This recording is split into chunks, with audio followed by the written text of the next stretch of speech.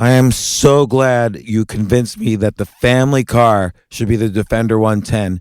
It is so beautiful inside. It's so comfortable, and it just feels indestructible. Yes, it really is. I've been waiting a long time for the new model to come out. The Defender 110, I'm telling you, it's my favorite car of all times. It's my third one. You know, I have stories of going off-road. The guy managed the group. He was like, what are you doing in this beautiful car? I'm like, I'm going off-road. He's like, are you sure? Because you can use one of ours. And then they look like Mad Max cars. I'm like, no, we're going to do this. And he was shocked. Wow. Well, it's great because the Defender has been reimagined for 21st century adventure, and its unparalleled off-road ability, as well as its robust interior, are invaluable whether you're headed towards uncharted territory or just a weekend of exploration. The Defender 110 tackles challenging surroundings with absolute confidence. The SUV conveys strength outside and in, featuring peerless technology like an intuitive driver display and an award-winning infotainment system. That's my favorite part, to keep you connected no matter where the journey takes you. Adventure is unique to everyone, and so is the Defender. Choose from the two-door Defender 90, the four-door Defender 110, or the larger Defender 130 with the ability to seat up to 8 passengers. You'll find uncompromising performance in all three. So pack up and go even further with the Defender 110. Learn more at LandRoverUSA.com/Defender. Capella University is rethinking higher education. With its game-changing FlexPath learning format, you can earn your degree on your schedule and fit your education seamlessly into your life. Imagine your future differently at capella.edu. This isn't your average business podcast, and he's not your average host. This is the James Altucher Show on the Choose Yourself Network. Today on the James Altucher Show. I imagine the first time someone fails in a big way at something that's important to them, they're lost. They don't know what to do to come back because they haven't developed that skill. It's not like a talent one's born with. And maybe there's a little bit of nurture and nature in there, but how do you build that skill to come back? I think it's just keep trying things that are going to challenge you. Failure will naturally happen. I don't think you have to plan you can't avoid it. Yeah, I wouldn't plan, I mean, it always sneaks up on you. I think that disappointment and failure happens all the time. That's one thing we don't have to try to fight. Right. So I think the idea is to try to challenge yourself. And for me, wanting to be an astronaut put me in positions where I did things I would never do if it wasn't because I wanted to fly in space. People have many interests. You mentioned astronaut education. I'll throw out baseball again. But it seems like you kind of look at your interests and you say, okay, interests are one thing, but interest plus meaning equals the thing I'm going to pursue. I think, James, it's really hard sometimes to be honest with yourself about what you love. I think that if it's something that is really important to us, you need to be honest with yourself that is what you really like and that's what you really love. And maybe that's not what you're good at, or maybe you're not suited to do it, or you don't think you are. But who knows? Maybe you are.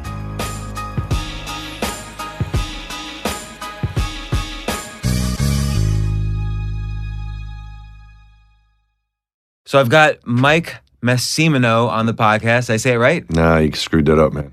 I don't even want to try your last name. I listened to him over and over on Star Talk saying your name. I thought that's how he said it. Really? Yeah. How do you say it? Massimino. Massimino. Mike Massimino. Right. A 2-time shuttle astronaut. I'll get into your accomplishments in a second, but you also recently wrote the book Spaceman, right. An astronaut's unlikely journey to unlock the secrets of the universe.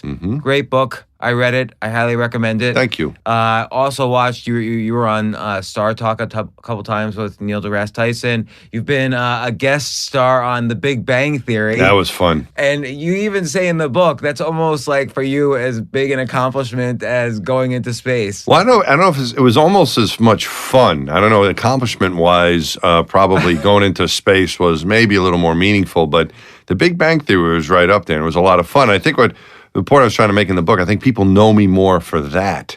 Right, 20 million people watch that. They watch that show. So a lot of people have seen me. I've been on that show 6 times, and I guess that's enough so that people who watch the show have seen me there, and they love the show. Once not so much on in New York City, people don't usually stop you on the street unless there's something wrong. Yeah. The policeman. Someone has a badge, maybe.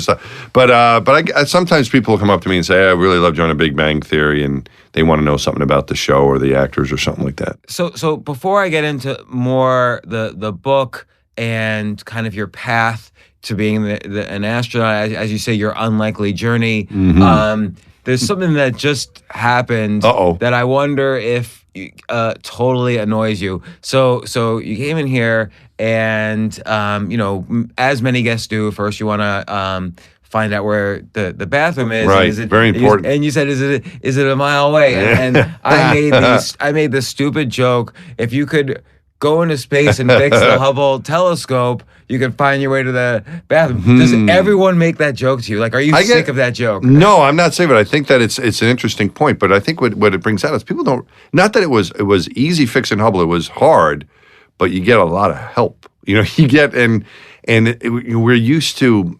I'm probably going in maybe a direction you weren't thinking, but. I think about this a lot in my new life now at Columbia and, writing the book and doing things. With NASA as an astronaut, you kind of knew what you were supposed to do all the time, and there was a checklist for it. I was joking. I was talking to a friend earlier this morning and saying how, I needed to go get some stuff at the grocery store and how that's complicated. And they go, well, how did you do it? I go, well, it'd be, for me, like doing that sometimes is it could be, how am I going to do it? How am I going to get there? What am I going to do? It sounds simple, but you got to think about it. Even though what we did on Hubble was fairly complicated, we practiced and we knew how to do it, and it was a team to help you. We had procedures. If we had an engine fire in a jet, like we knew what to do, and so a lot of it is knowing what to do. And so we're trained so well, and there's so much support. And you have a certain way of doing things by the book, by the checklist, and your days are kind of planned around that, and there's some sort of simplicity to it that we don't have in normal life. And just like walking around, just doing regular things, in life sometimes I find could be really tough. Like, man, I wish I had a checklist on how to get to the airport in time, stuff like that. Well, it's interesting. There's a lot that you just said in there that's worth unpacking because so what you say is, I am sure is true. Like once you're out there, there's so many checklists for things that can go wrong. And in fact, in your walk to fix the spectrography tool of the Hubble Telescope, spectrograph. I say everything. The spectroscopy. It's good. I'm gonna keep on saying these are some big words, man. I know. I gotta improve my vocabulary. Yeah, it's good. You got it. But things did go wrong that weren't on your checklist, and we'll talk about that in a second. But it's interesting because on any endeavor which is high risk, and obviously going into space and being and sort of the loneliness of it, there's high risk. But it seems like the preparation for many endeavors like that is to mitigate the risk as much as possible, and that's what you did in the years. That's why it takes two or 3 years sometimes to plan these missions, right? Yeah. I mean, they have the largest swimming pool in the world that you practice in, and there's a space shuttle in it, correct, and the Hubble in it. Right, and a space station in it as well. It's a full-scale mock-up. It's 100 feet wide, it's 200 feet long, and it's 40 feet deep. It's the largest pool in the world. Is it the largest pool because of the depth? Just per volume. I think it's it's an interesting question. There may be pools of those dimensions, maybe even more in just the perimeter of the pool. But as far as the volume goes, 40 feet's a pretty deep pool. And I guess size. It's the most water of any pool. And so you're wearing your spacesuit in there and simulating spacewalks. Yeah, tools and everything. This is really off to the side of where I want to get to, but how close are those experiences there to the actual spacewalk? For the turning of the wrenches and the working together as a team, both with your spacewalking buddy, because you always go out in twos, and with the crew that's inside, your astronaut friends who are inside helping you out, supporting you from there, and then the bigger team down on the ground, coordinating all that teamwork and learning how to use your tools and where you're going to translate, meaning where you're going to move to, how you're going to do everything, and figuring it all out. It prepares you extremely well, but big surprise when you get to space. And it's not really a surprise, it's going to come, but when you see it, though, it's so overwhelming, at least for me, was the view of the planet around you, the view of where you are. and where you are working in that environment, working in the vacuum, is such a different experience that it's a bit overwhelming for me, visually and just moving around. But as far as doing your job, you're 100% ready to go. Well, I want to get to something you just said there, which is you mentioned quite a lot the word team and friends that you're working together with. And I want to kind of relate that in many ways to what it means to be the right stuff, to be an astronaut. Because you refer to that a lot in the book. But on your last point about looking at the planet or looking at the Earth, you say on your very first spacewalk, when you got back into the shuttle, the first thing you said was, the Earth is a planet, Yeah. which of course sounds obvious. But if you think about it, when we're sitting here right now and looking out, you kind of have to either theorize or scientifically prove that it's a planet, where you actually saw the curvature of the planet and that it's just this round ball in space. We don't really see that from our viewpoint here. Yeah, and our interaction with our planet, with our world, it's three-dimensional, but you're kind of dealing you're working on the surface. You're kind of on top of it. You're getting in a car or a train to go to work, or you're playing with your kids, or inside your apartment in your house, or wherever you might be. Or you go on vacation or whatever. That's how. Go to the grocery store. Go to the office. Ball game. These are how we interact with the Earth, and I kind of feel like it was a safe home before I went to space, and then I got to space, and I had a different relationship with the planet because I'm looking down on it, sort of, or up at it, depending on your point of view, and I felt away from it, and I could see it, and then I could turn my head, and I could see the rest of the universe out there. And I realized that it's not this safe haven that we think it is. We are all space voyagers, and it's the Earth that is keeping us alive. Our atmosphere and our ecology keeping us protected and safe from the hazards that are out there that we worry about when we're out there. And the Earth and our atmosphere protects us from that. We don't have to think about it. How do you translate that feeling when you came back here? Like, did it change your perspective on life itself, family, friends? I think I really think that we're living in a paradise. I think this might be as good as it gets. It's a wonderful place. It is so beautiful. I can't imagine any place being more beautiful. I mean, I didn't intend to ask this, but do you think that you think the odds are there's life on other planets, or are things so particularly perfectly set up here that those odds couldn't be replicated? I can't imagine that there isn't life somewhere else. If you look at what Hubble has shown us, of all the possibilities, and one more recent Hubble discovery in the last couple months was that there are 10 times as many galaxies as we previously thought. We already knew there were a lot of them, billions, and now the calculations were we're only seeing about 10% of them. So the heck? So there's so many possibilities. There's billions of galaxies with billions of stars in those galaxies, and each one of those stars, like our sun, probably has planets around it. Most of them have planets orbiting. To think that we're the only place where there's life, I don't see that. I don't think we've ever been visited. I don't think we haven't found anybody yet, and no one's found us yet.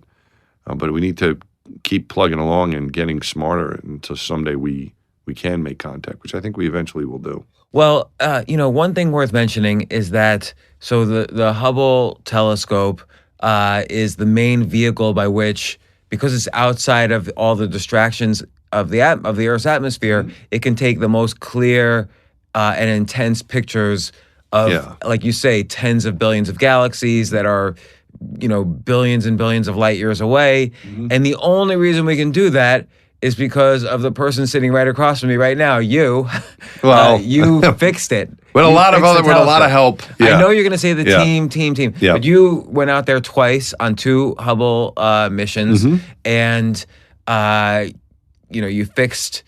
you were involved in kind of the discussions and the operations of fixing the telescope. So yes, you and your team Right. fixed it so we can all see these amazing. We've all seen the pictures now. Like Everybody, even if you don't think you have, you have. Right. James, they're out there. They're, Pearl Jam had an album cover.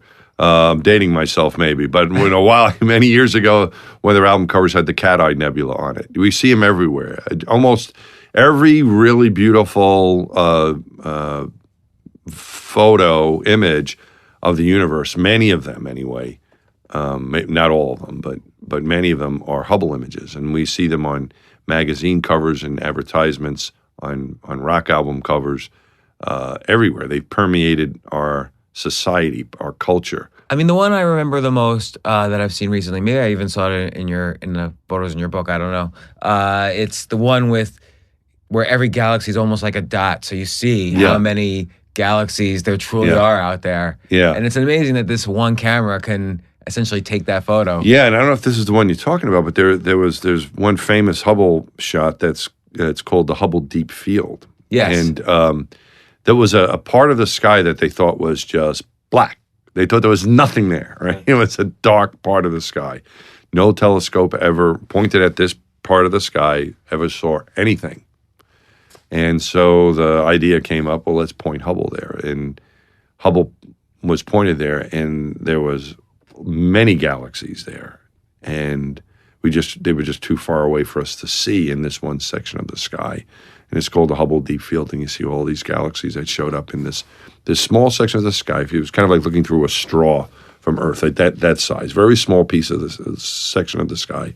And there's nothing out there for a very long ways. But once you see what is out there in that part of the sky, you see all these galaxies appear. And that's what Hubble was able to see. And it's because, as you said, it's above the atmosphere. It's not, the light is not distorted.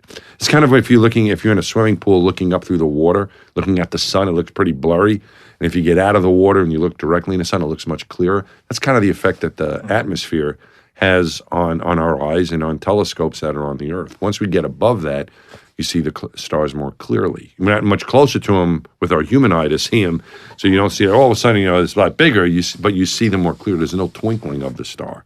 And when you put a telescope up there that has the power to magnify, it can see very, very far away and very, very clearly. So I want to rewind a little bit and get back to the unlikely journey part. So you start off. You're a little kid afraid of heights. Yeah, still am. I don't like heights. I don't want to look out that window right now. We're like the 9th floor. Right, 9th floor. Yeah, a little scary. It's scary.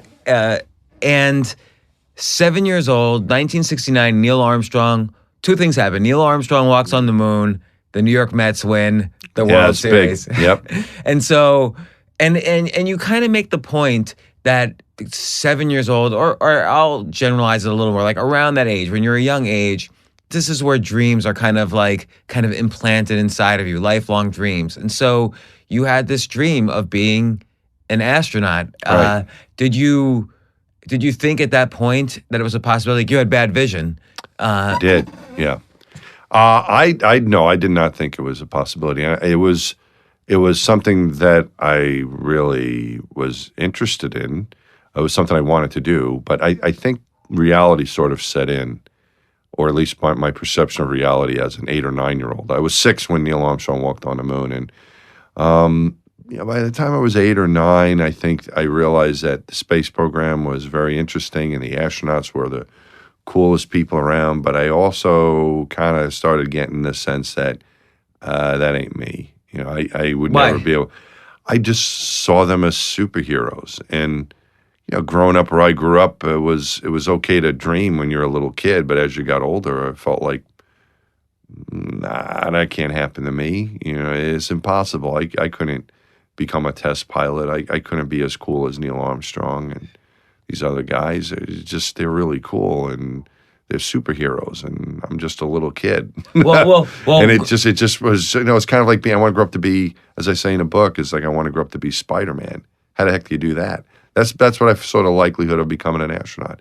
It's impossible. It's something other people do. Not anybody I knew, not anyone from my neighborhood was ever going to grow up to be an astronaut. That's the way I felt about it. So impossible. Did you think, so let's look at the other dream. Did you think you could be, play for the New York Mets? No, that I enjoyed baseball, but that requires a special talent that became pretty obvious I didn't have. And I love baseball. It's still my passion. My other space and baseball, and it's still those are my two biggest passions. Not everyone. But I just I realized I was going to be a fan. I wasn't going to be a player. It's funny because not everyone listening to this thinks to themselves, well, I had a dream at the age of 7 and I achieved it. Like some people, maybe they kind of, I don't want to say they gave up because that's a strong word, but somehow you lose touch with what you really desire deep down at the age of 7. And I feel like you stuck with it against all odds on many occasions. Like for instance, you go to Columbia, you get a degree, you go to MIT, you get a master's degree, and then you're going for your PhD, and you failed the first time you tried to qualify for the PhD. Now, here's the difference between one of many differences between you and me, for instance. I failed also my first time trying to get a PhD, yes, and I left graduate school. You did? I did. You went back and kept going, and then you got it. Like you again, your professor even told you to drop out, and you got it. He was trying to be merciful. Right. Yeah. But you felt like, okay, if I'm going to be, one of the things you thought, I guess, is if I'm going to ever be an astronaut, I need to kind of keep going at this. Yeah, well, I knew there were other ways. I mean, there's a couple things there. I think, there's something you mentioned about earlier a minute ago. I'm sorry, I didn't want to reflect on that. I thought was really good. What was it that you said? You were asking me about the dream at 7. The dream, yeah. Okay. Oh, yeah. This is what I want to. There was 2 points that I wanted to comment on. That's all right. And the first one is, I think, James, it's really hard sometimes to be honest with yourself about what you love. And I think a lot of times I anyway sometimes will have a tendency to say, no, that really is not that important to me. If I think it's hard to do, I'll say, well, that's not that important, or I really don't want to do that, or whatever. And sometimes you're actually telling yourself it's not worth it to me to put that time in to get it. But other times I think that if it's something that is really important to us, you need to be honest with yourself that is what you really like and that's what you really love. And maybe that's not what you're good at, or maybe you're not suited to do it, or you don't think you are. But who knows? Maybe you are. So I think what it came to me is that I kind of realized that, well, me becoming an astronaut was impossible. And even as I got older and I was pursuing it, I knew that it was going to be very challenging. If I ever got the position to do that, it was going to be challenging for me because I am afraid of heights and I didn't like the water and I wasn't a thrill seeker. And this was kind of the ultimate thrill-seeking profession that I would have to do. But I also knew that it's something I really wanted to do. And that was the honest truth of it. And so I was going to have to figure out a way to withstand these uncomfortable things or these challenges or whatever was going to be in the way.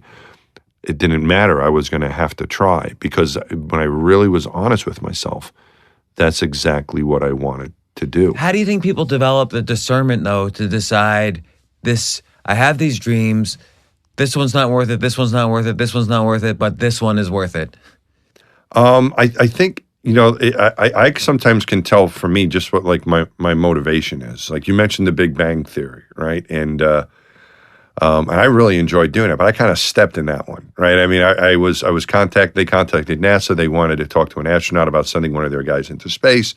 The guy at NASA headquarters knew me as being kind of like one of the funnier astronauts, I guess, and he thought I would fit in with the writers, and I did, and I enjoyed it, and they asked me to do a cameo, and so I got to do six Big Bang Theory shows, right? And that's a lot. It was fantastic. Are you like in the Screen Actors Guild now? I am. I had to join the Screen Actors Guild. I didn't when I was with NASA. I did most of the shows when I was at NASA, and I couldn't. It's another story. But when you're with the government, you can't accept any extra money. It's part of I could not do it, so I did not have to join.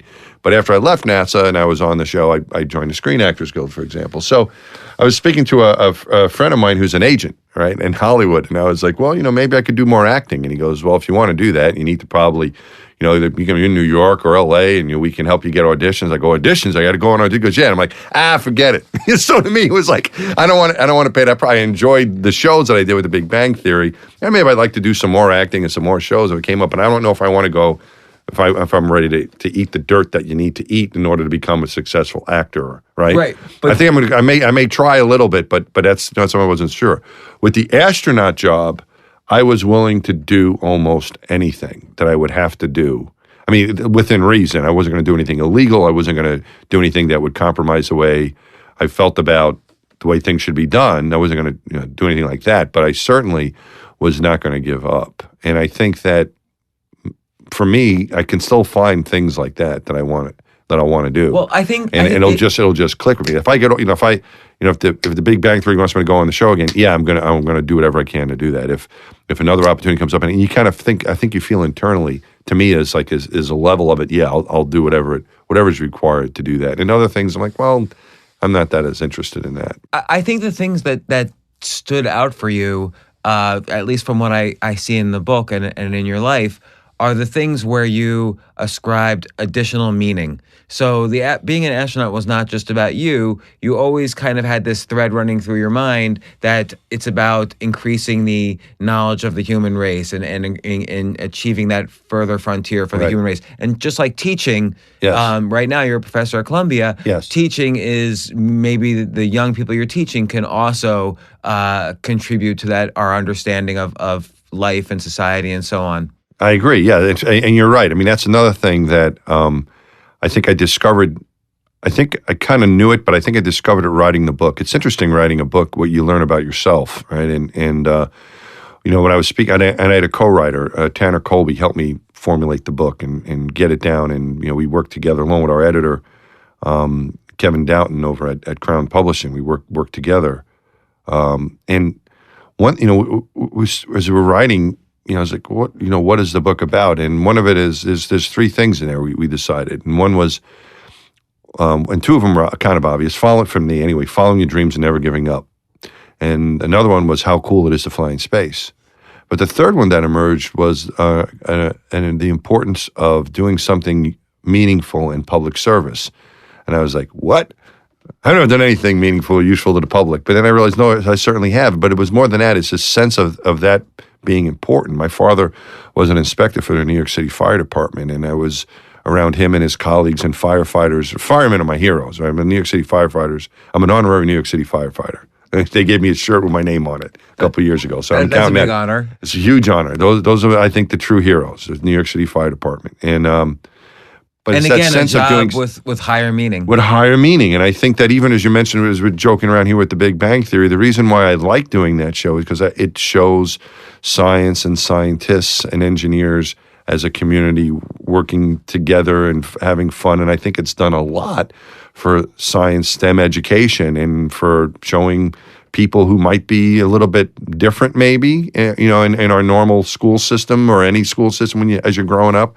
But they have interesting, fun lives, and I like the way it depicts the space program and science. I mean, there's other messages there too that make it funny, but it's a worthwhile program. If you look at though why you didn't, weren't willing to put in that extra, eating dirt, as you say, to do the auditions, maybe because acting or even just appearing on the Big Bang Theory didn't give you enough extra meaning. No, that it did. The Big Bang Theory did, and if it was the right way to participate, you mentioned some of the other shows I've been on. Those are the right ones. I don't know if I'd want to go out and do a soap opera. Not that no offense to that, but I wouldn't. I don't know if I would find for me the purpose in it. But a space-related program, I like it. An education-related program, I like it. Something that had sent a message, was inspirational.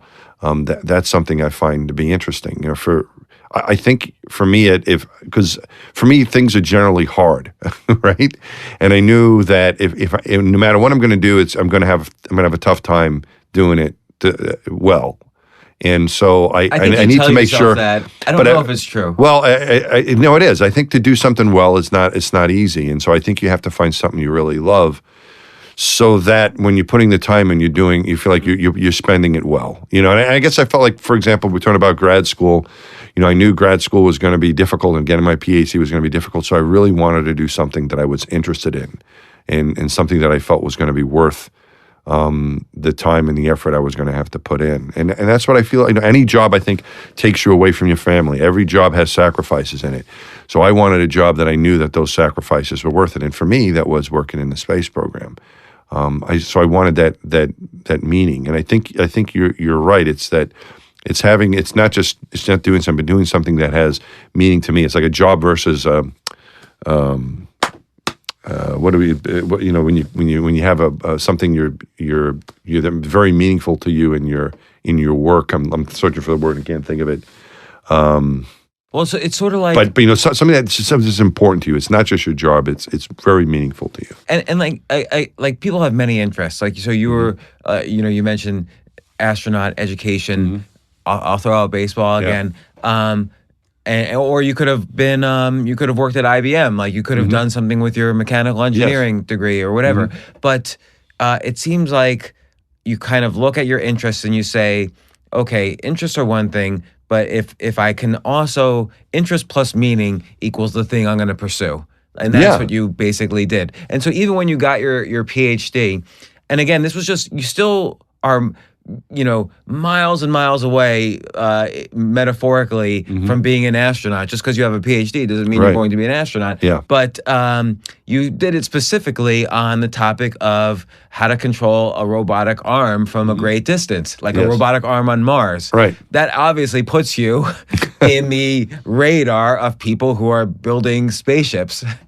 Hopefully, yes. But it was something that I was interested in doing, and it was hard to know. The other point that I wanted to get back that you mentioned earlier was like it's hard to know what to do to get to where you want to go. And so, for example, failing my qualifying exam, when when something like that happens, I thought about it. Well, maybe this isn't my path, and maybe it's not even my path to being an astronaut. I don't know. Maybe it's better for me to leave with my master's degree and go work at the Johnson Space Center or somewhere else and get experience, because plenty of people have done that too. A lot of my friends, one of my colleagues are not PhDs, particularly the military personnel. It's rare to have a PhD and be a military test pilot. There are some, but most don't. And there are some astronauts who don't have a medical degree or a PhD or a doctor's degree.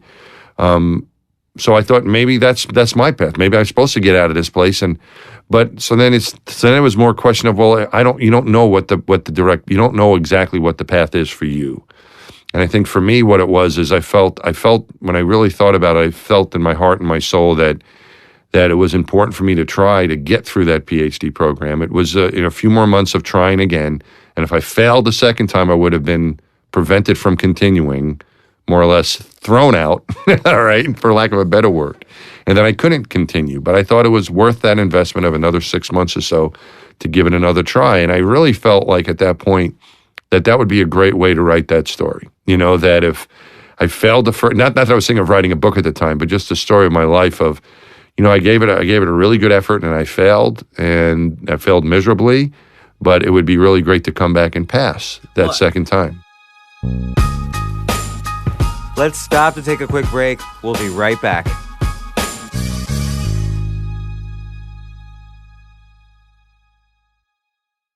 You know what I love about fantasy sports is that even though I'm not going to be a great basketball player or a baseball player or a football player or whatever, I feel like I get to participate and make decisions and use my knowledge of these different leagues or these different sports to compete. So it's like I can pick my team or I can pick my favorite players, and I could use my knowledge to make predictions and maybe even make money. So with the basketball season here, you can now pick combo projections across football and basketball from the Specials League on Prize Picks. This is a league created specifically for combo projections that include two or more players from different sports or leagues. Want to play alongside some of Prize Picks' favorite players like rapper Meek Mill and comedian Andrew Schultz, who's also been a guest on this podcast, and I've been a guest on his? You can now find community plays under the promos tab of the app to view entries for some of the biggest names in the Prize Picks community each week. Look, Prize Picks even offers a reboot policy so that your entries stay in play even if one of your players gets injured. For football and basketball games, if you have a player who exits the game in the first half and does not return in the second, that player is rebooted.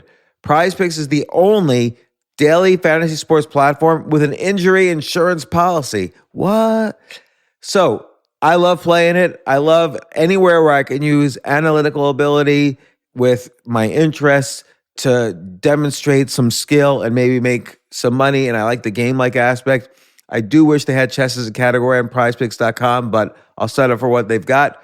Maybe I should make my own fantasy chess league But in any case, I love Prize Picks. Go to prizepicks.com/James. Use code James for a first deposit match up to $100. That's the easiest $100 you're ever going to make. So that's prizepicks.com/James and use code James. Daily fantasy sports made easy.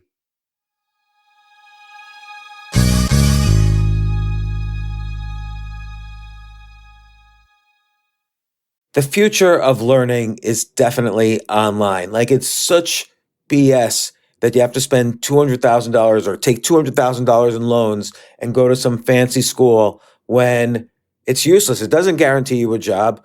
Most employers, including me, do not care about degrees or grades or anything like that. We want to care that you love what you're doing, that you know what you're doing, in some cases that you have experience or that you're willing to learn. But people in general love learning and are curious. Like, the key to success is curiosity. And I think masterclass.com is the perfect model for online learning. I'm really happy they're sponsoring this episode. If you're going to give a gift, give the gift of learning. Masterclass makes a meaningful gift this season for you and anyone on your list, because both of you can learn from the best to become your best, from leadership to effective communication to cooking. Let me tell you some of the classes I've taken. I've taken comedy from Steve Martin. I mean, can you believe I can take a class from Steve Martin on comedy, or Judd Apatow, my favorite comedy director? I could take an actual class from him on writing. Wolfgang Puck on cooking. Dan Brown on writing, or Judy Bloom, who's been on this podcast, on writing. By the way, Wolfgang Puck also has been on this podcast. It's such a pleasure. I try to take classes all the time from masterclass.com. And whether you're watching Masterclass on TV or listening in audio mode in the app or on their site, the quality speaks for itself. It's like these Masterclass instructors are your own personal mentors that are going to help you reach the next level. How much would it cost to take one-on-one classes on comedy from Steve Martin or on chess from Gary Kasparov? You just wouldn't be able to do it. But it would cost hundreds of thousands of dollars. With a Masterclass annual membership, it's $10 a month. Memberships start at $120 a year for unlimited access to one-on-one classes with all 180 plus Masterclass instructors. So it's not just $120 for one instructor. You get all 180 plus Masterclass instructors. Boost your confidence and find practical takeaways you can apply to your life and at work. And if you own a business or are a team leader, use Masterclass to empower and create future-ready employees and leaders. That's the real education in today's world. So this holiday season, you can give one annual membership and get one free at masterclass.com/JAS. JAS, of course, stands for the James Altucher Show. So right now you can get two memberships for the price of one at masterclass.com/JAS. Masterclass.com/JAS. Offer terms apply.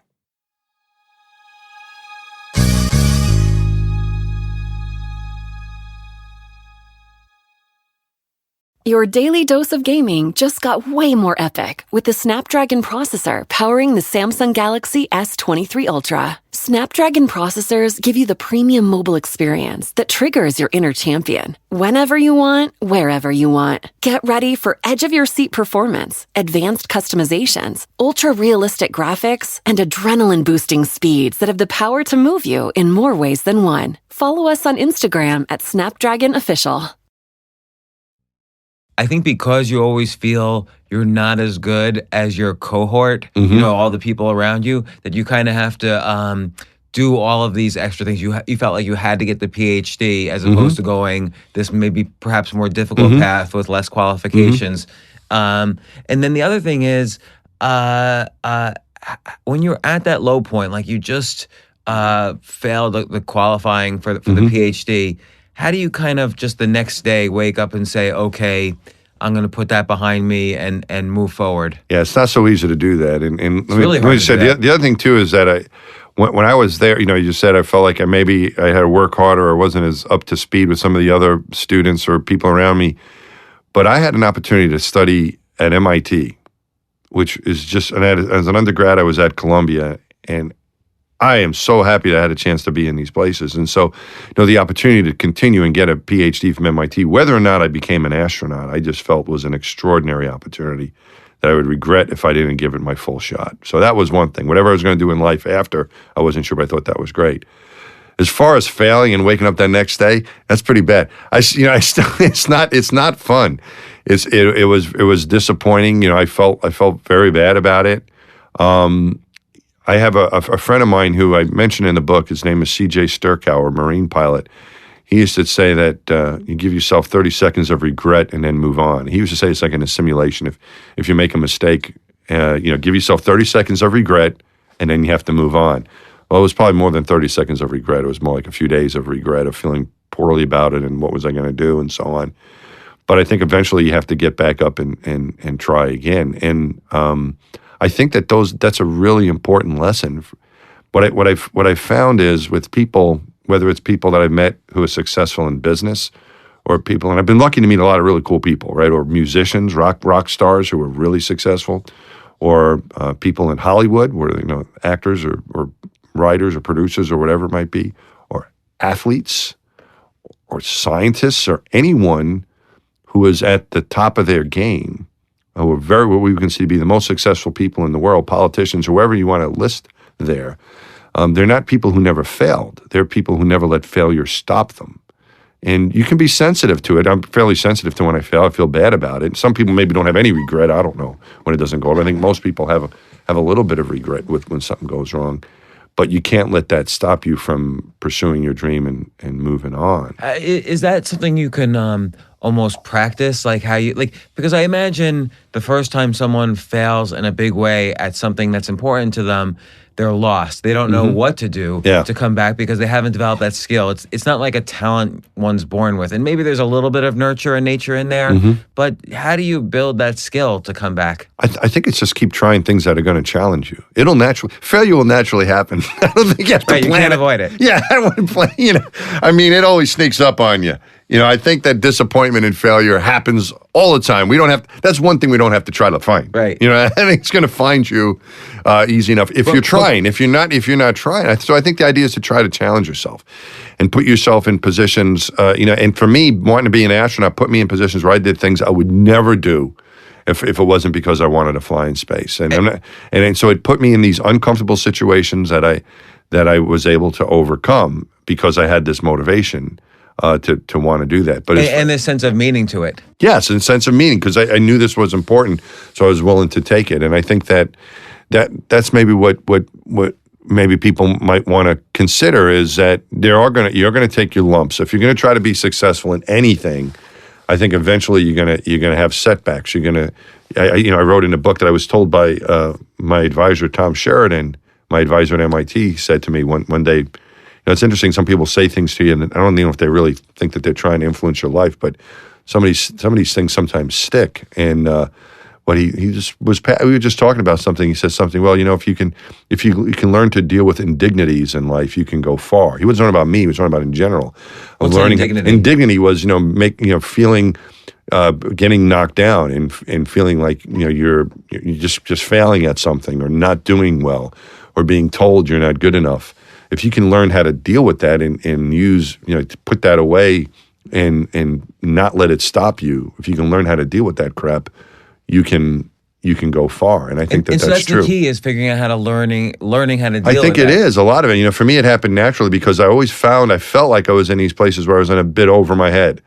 I felt like I'm a little bit over my head here, and whether it was even in high school, trying to take some of the harder classes, it wasn't easy. You just don't learn this stuff because you're bright. You need to study, and so challenging myself to take harder classes in high school even was one thing. Going to a college where it was tough for me to get in, and I got in, and I remember thinking about Columbia.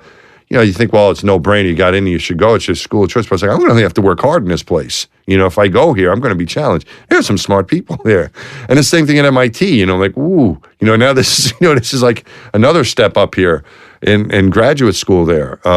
But now it seems like in retrospect, though, like you did get the PhD at MIT. Yeah. You did go into outer space. Yes. And you're a professor at Columbia. Right. So in retrospect, it probably wasn't as hard as you thought. No, it was hard. I would never do it again. It was hard.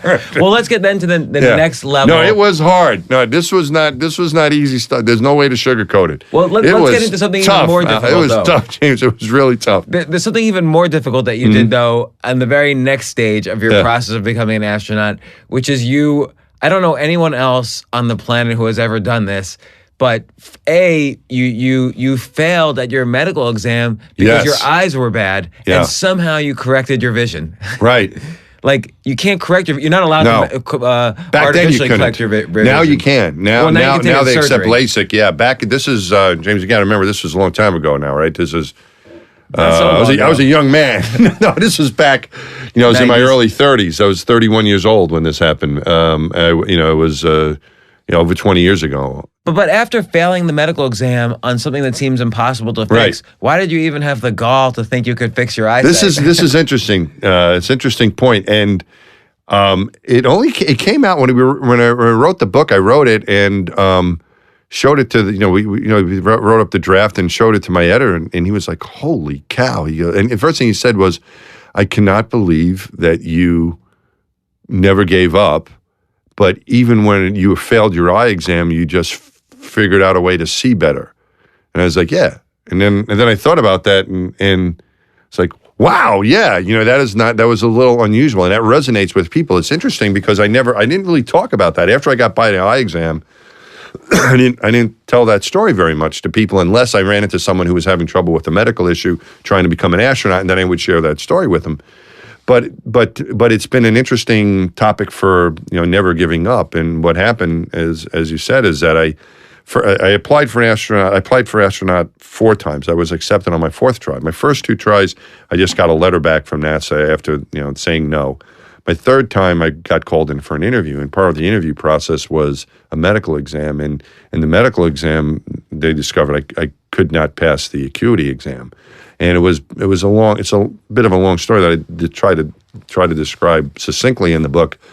But I had tried to change my vision with something called orthokeratology, which was sort of acceptable. It wasn't surgery, but it really wasn't a very practical fix. And what it was, it would flatten your eyeball with the contact lens to change its optics so it would allow you to see better for a certain period of time, but then the eye would respond and go back to its initial shape. So you're trying to try to change the shape of the eyeball with these hard contact lenses. It wasn't really a smart thing to do, but I tried that. It didn't work, and my unaided acuity was beyond their limits, and I couldn't. There was no procedure that was acceptable. I wasn't alone in this. I mean, that was the number one reason for people to be disqualified. There was one test pilot who was interviewing with me who failed the eye exam, and it was because his acuity, once they dilated your eyes as well, you had to be able to see well dilated, and apparently his acuity changed. I mean, he was a fighter pilot, right, a test pilot who had perfect vision on every one of his eye exams, but the way they dilated his eyes at NASA, he wasn't able to read the eye chart exactly the way what they needed, and he failed. So people were failing this thing, and everyone was upset about it, and I was upset about it too that I failed, but I didn't want to give up. And but I want to get to that. I'm sorry to interrupt. Go ahead. No, go. Yeah, please. Yeah, no, you keep me online. But that giving, that didn't want to give up. I mean, there are 2 ways to deal with the stress that probably you've experienced, and stress and disappointment when you failed to be an astronaut because of something as silly as an eye exam. Not silly, but something as insignificant. One way is to relieve the stress by saying, okay, it's not my fault. Right. It was just this eye exam. Right. And then you move on with your life. Right. But that's an easy way that 99.9% of people would relieve stress. You took the 0.01% of saying, well, there's another way. I'm going to still be an astronaut, and I'm going to relieve the stress by doing something positive and trying to fix my eyes. That's a really good point, James. You said, I wish I had said that. That was perfect. Next edition. No, that's great. No, but it's perfect. I mean, you're right, because that went through my mind too, is you could say, well, I tried and I was medically disqualified. What are you going to do? End of discussion. I could not live a life like that. I realized for me, people said, how did you not give up? And I said, how could I have given up? I would not have been able to continue with anywhere near a happy life if I would have done that. I really would not have. I figured that I had to keep trying. I could live with them telling me no. I could live with them telling me I was medically disqualified, but I could not live with me giving up, even if they kept telling me no, and even if they told me I was medically disqualified.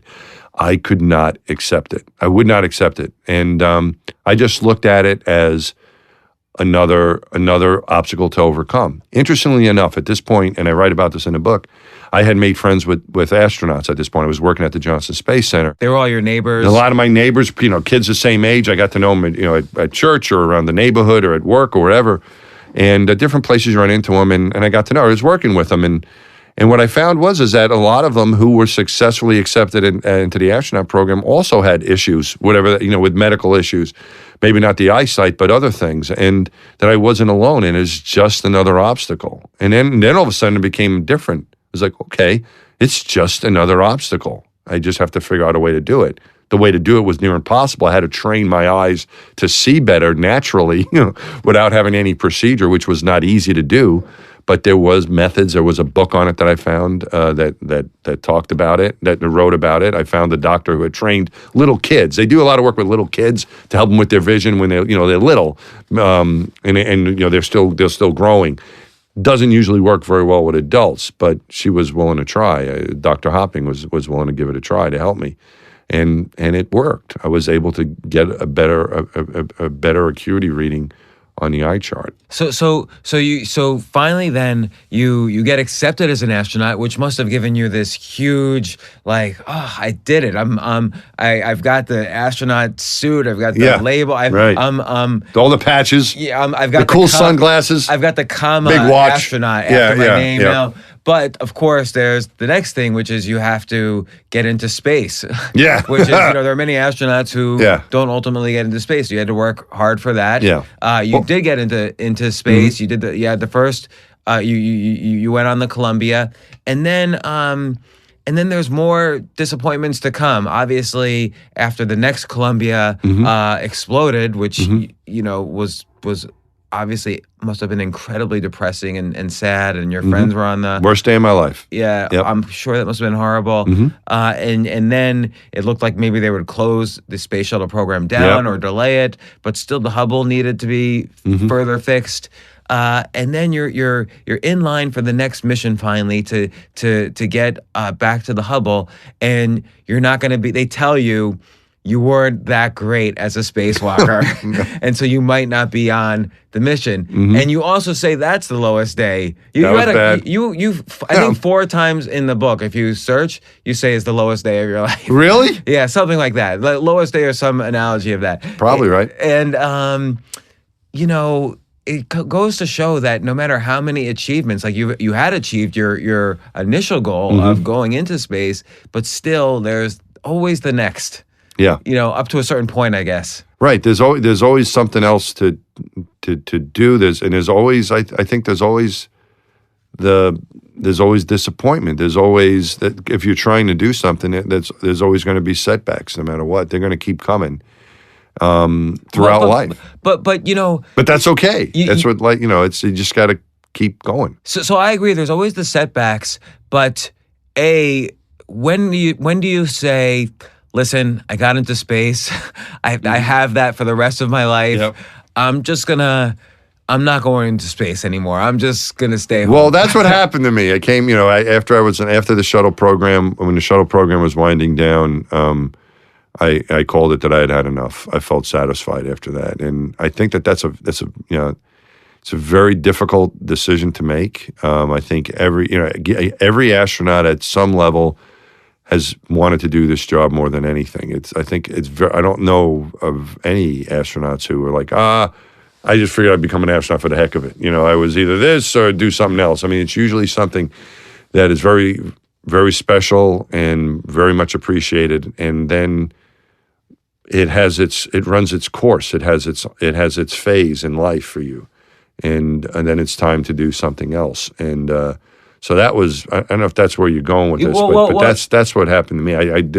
I felt satisfied at a point that I'd had enough, and it was time to try something else. When you were you mentioned when you were a rookie astronaut and you felt and you used the phrase imposter syndrome, like you felt like you didn't necessarily deserve to be out there with all these expert spacewalkers and pilots and commanders and so on.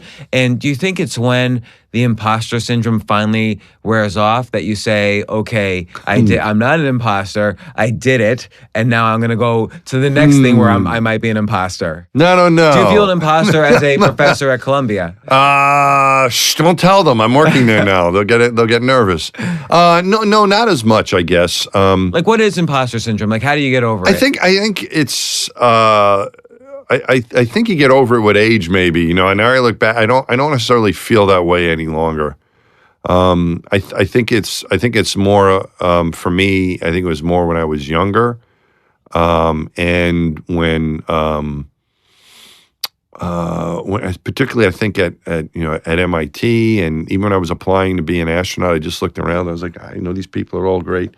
I think I always have that feeling. I think even at Columbia, I look at some of my colleagues up there and like, wow, these guys are really smart, and these men and women are terrific. But I think maybe by this point, I've gotten myself used to being kind of part of a team. And, I think it's hard. I think it's maybe I've become more comfortable with who I am, maybe. I don't know. This is interesting. Do you charge for this therapy session here? Yeah, well, because you're making me think. Actually, it's really interesting. Your question is because you're making me think in ways of things that I haven't really thought before in any other interview, which is interesting. But I think that part of it is that you kind of get accustomed to what what you can do and what you can't do. And I realized that there were certain things that I wasn't good at, but there were also things that I was good at. And I think the concept of being on a team, I think is the way I make sense of it. And so, for example, on my space shuttle missions, there were things that other people could do a lot better than I could. And if I tried to do what they were doing, I couldn't do it at that level. But there were other things that I could do pretty well that maybe I personally didn't think that they were as valuable because I was good at it, but that doesn't mean that they weren't valuable things to do. Well, I think now at Columbia, I realize that I'm not going to be able to go teach quantum physics like some of these really smart professors but I can teach other things that, and through my experiences as an astronaut that no one else can teach, and so I think it's getting used to who you are and feeling for me, being part of a team. Not that I have to know everything, I have to do everything, but I can contribute as part of a team. Well, this leads to the kind of the final two directions that I want to go, because they're and one is you mentioned the three themes that you and your editor and co-writer thought about the book, and it seems like there's actually a fourth theme, which I'll get to in a second. But first, there's this element of, and you mentioned it was your favorite movie growing up, the Right Stuff, based on the book by Tom Wolfe, The Right Stuff. And I always get this impression, at least visually, that the right stuff means these kind of like tough and hardy men with like Western drawls and somewhat athletic. Yeah. But you really kind of changed the meaning in the book. And you have this great line. You say, there are no jerks in space. There are no very few. Maybe that's true. So maybe it's changed slightly. But it does seem like a big part of what you've done is leverage your ability to work with a team, which is an ability, and that's what's really kind of propelled you from each level to the next. Is you mentioned in your lab at MIT specifically, three of those people in that lab became astronauts, right? And so if you were just like hanging out in a bar, it's not like three of the people at the bar are going to become astronauts. So it's really this saying, you're the average of the people you surround yourself with, and you surrounded yourself. And forced yourself to be on a team with the best people you could be around, who would also fit your dream that you wanted to accomplish. And that's a good point. And I remember one of my friends I talk about in the book, Kevin Kriegel.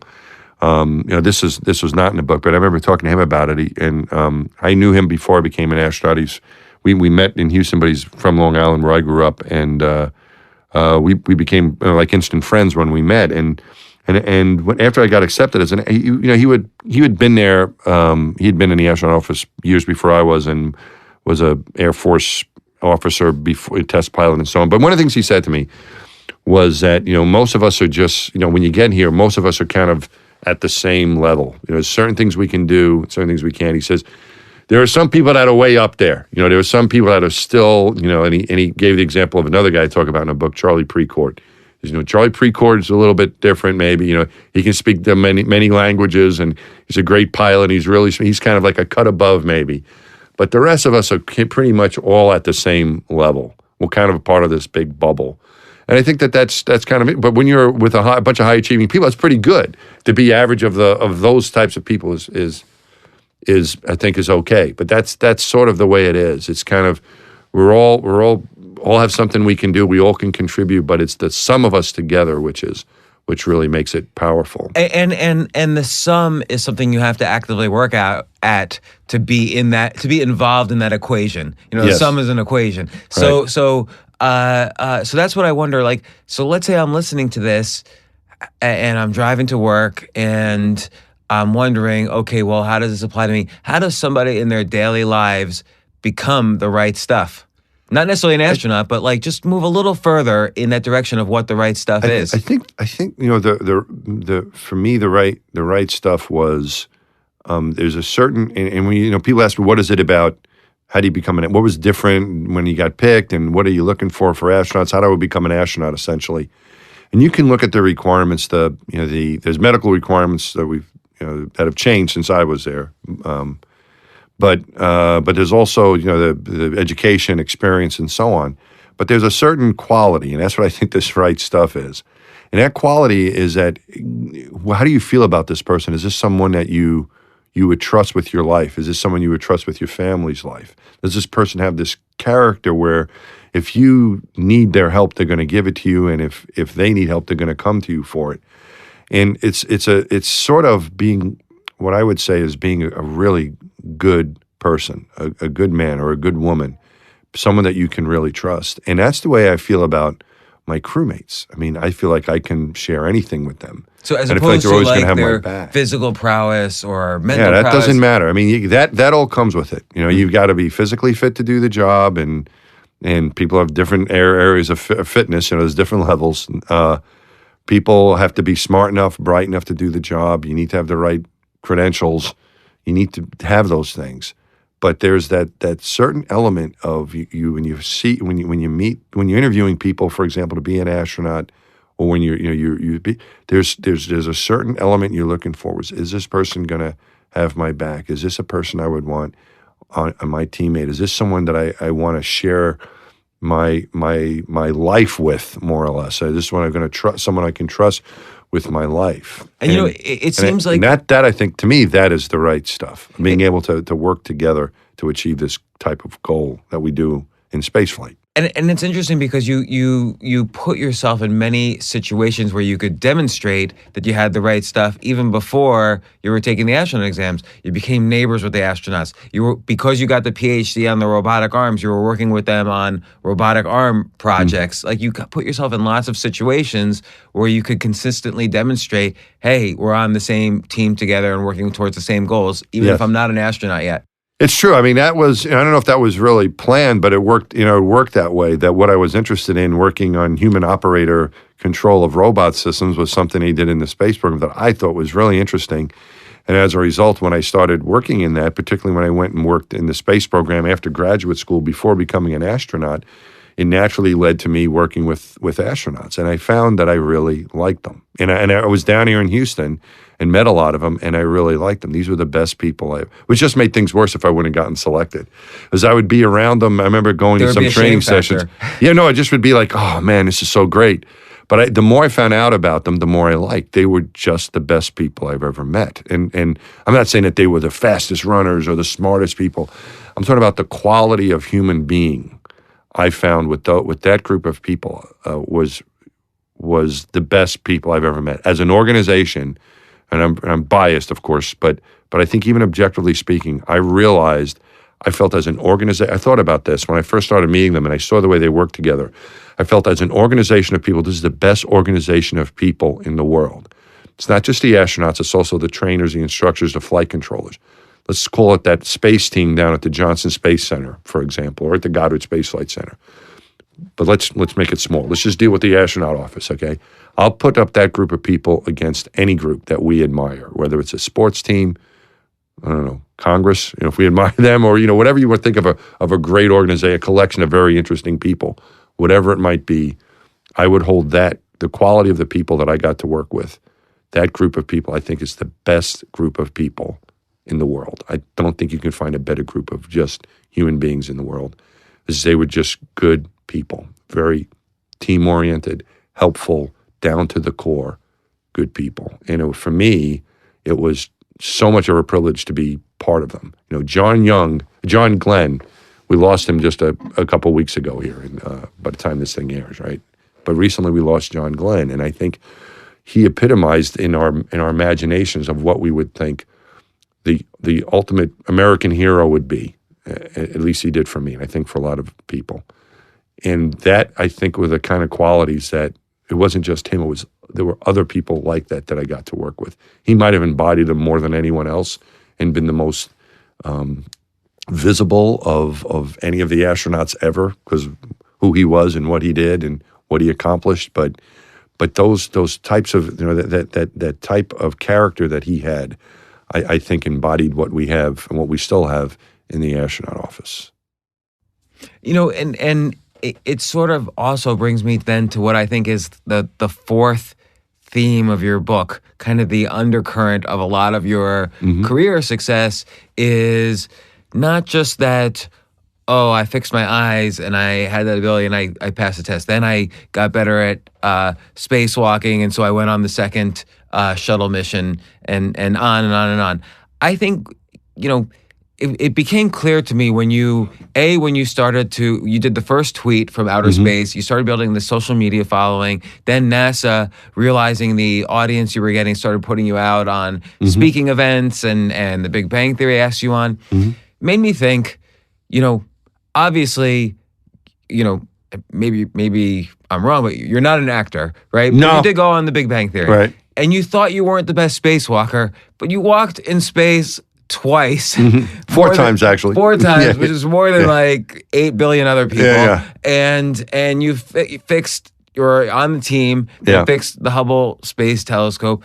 You thought you weren't the smartest guy at MIT, but you got a PhD. You just said you're not the smartest person teaching at Columbia, but you're a professor at Columbia.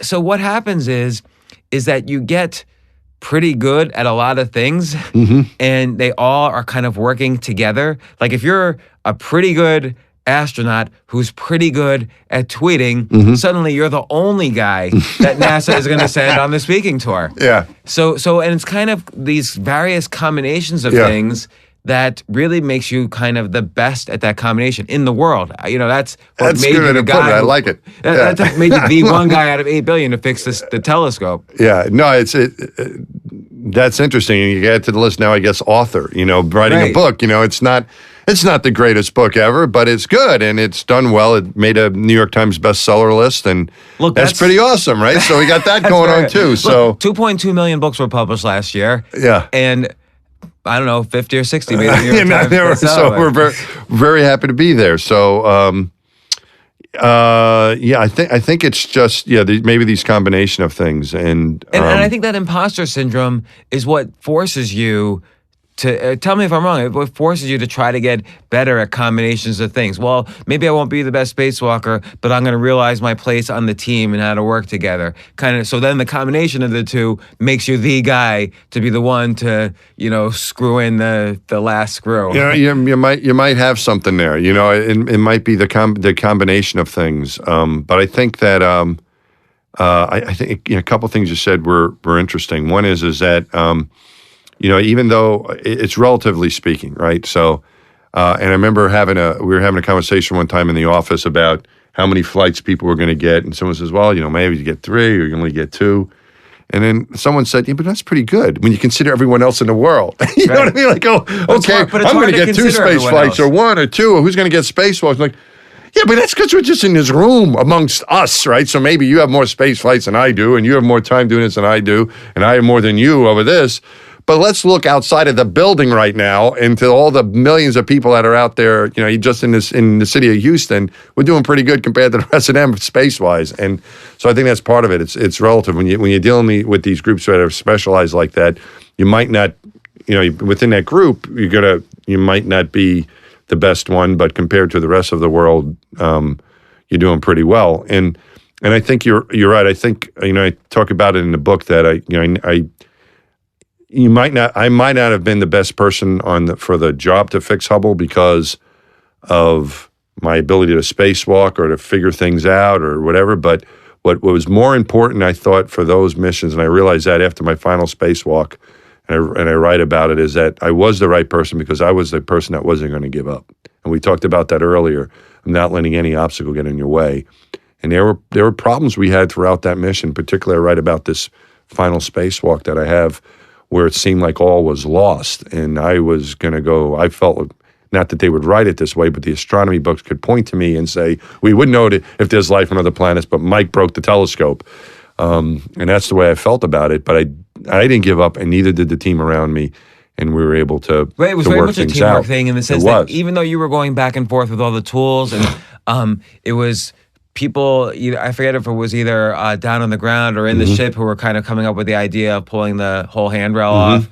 And then there was also kind of the confidence boost that Drew gave you with the thumbs my buddy. up. Right. So everyone pulled together, and those things I think are more important. There might have been, I think there are MIT professors who applied to be astronauts who had me in their classroom, and probably when I got selected were horrified because they're like, "Holy cow, how did I?" But it's not always the qualities for, I think, success is not always being the smartest or the best even at something, but certainly I think it's in our game as astronauts, it's the ability to work with other people and maybe more importantly, not to give up. And I think people discount that, but it's really important not to give up. And if you get disappointed, it doesn't mean you can't do the job. It just means that maybe you need a little extra work, or maybe you were unlucky, or maybe it wasn't your day. And you shouldn't give it all up. You should keep trying. And I when I thought about this, even when I was in graduate school, I remember watching the television, and there was a space shuttle flight was up, and I was working hard in grad school, trying to get through MIT, wanting to be an astronaut. Was already ejected once at this point. And I remember seeing that and those astronauts on television floating around doing this interview. And I thought to myself, that's what I want to do. That's what I want to do. And then the thought that followed it was, but you're never going to get a chance to do that. You'll never do that. Because I knew it was, I thought, close to impossible. But it really wasn't impossible. It was just improbable. And the probability might have been really low. Like you said, 0.01. It probably was more like 0.000, lots of zeros and a 1 at the end. But there's that 1 out there. And sometimes I think about that when you're trying to do something that's near impossible, it really isn't impossible. There's always a chance that it might happen, right? We find out about that in a lot of different areas, that we think this can't happen and that can't happen, and it does, because there's always a possibility. And the only way the possibility turns to really, truly be zero, where there's no 1 at the end, it's a 0, is if you give up. And if you don't give up, you still have a chance. And there's, in order to not give up, you have to kind of, A, get better at the obstacle, right. B, build other skill sets to kind of work with the initial skill set that you might not be the best at. Right. And then just persistence, building the team, being around the good people. Figure out what works for you and keep trying, and just don't surrender. So now that obviously the American space program has almost kind of inverted in on itself since you were there. Do you think the rise of private companies, but let's just use SpaceX as an example, do you think this will kind of create a new era in space exploration and many more opportunities for manned spacecraft to go out there? I really think so. I think our space program is going to be kind of, I wouldn't say 2 directions, but 2 themes, and hopefully in the same direction. And one is that we still have the NASA program going on. People, kids can still grow up to be NASA astronauts and working for governments, in other words. So you have the Russian space program with their cosmonauts, and countries of Europe, and China has astronauts, and Japan and Canada and all these different countries. I guess Russia and China now have 2 still manned space programs, right?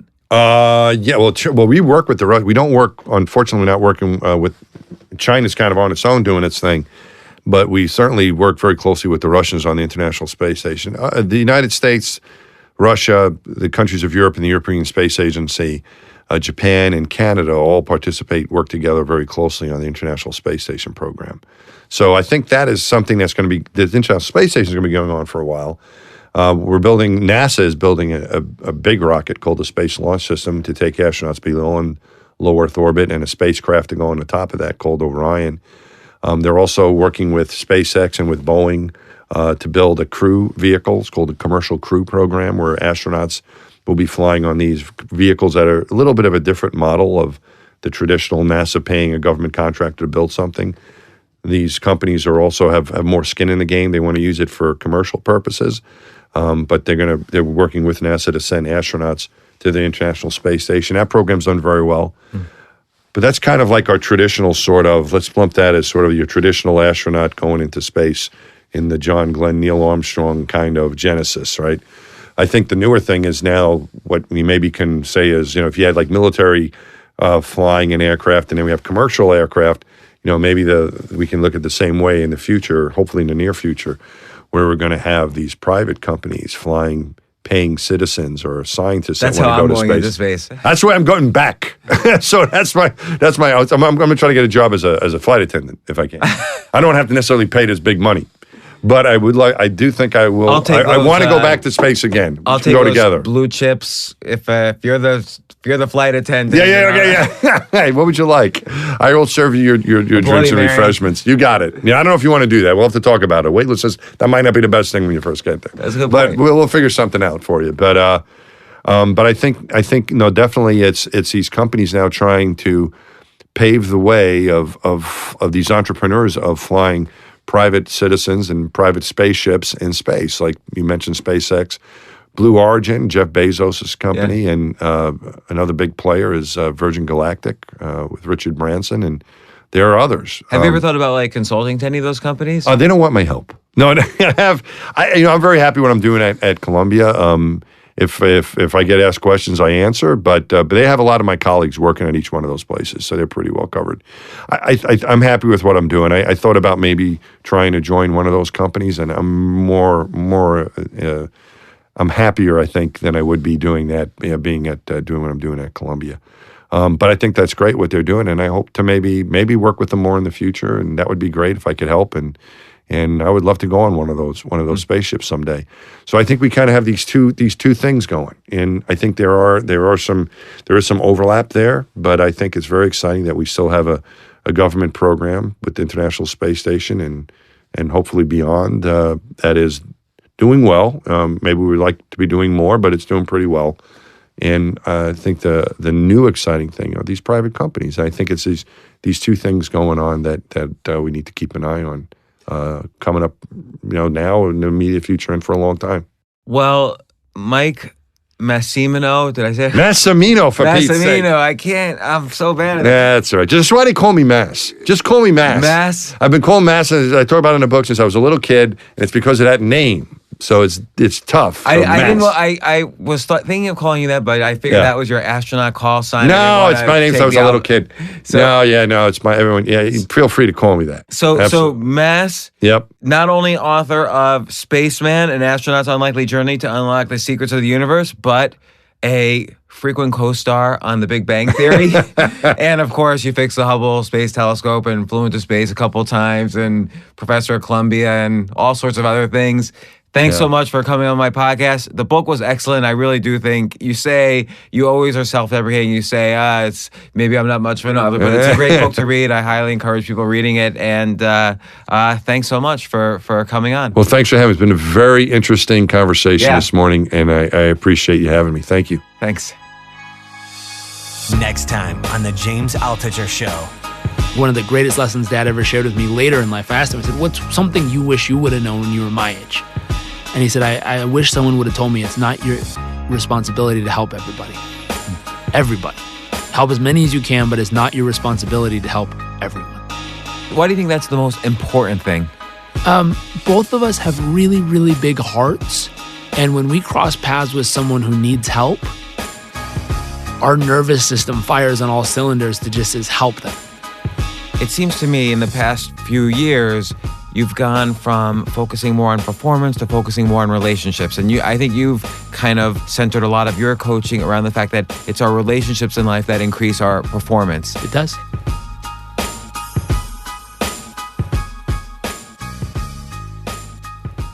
Hey, thanks for listening. Listen, I have a big favor to ask you, and it'll only take 30 seconds or less. And it would mean a huge amount to me. If you like this podcast, please let me know. Please let the team I work with know. please let my guests know. And you can do this easily by subscribing to the podcast. It's probably the biggest favor you could do for me right now, and it's really simple.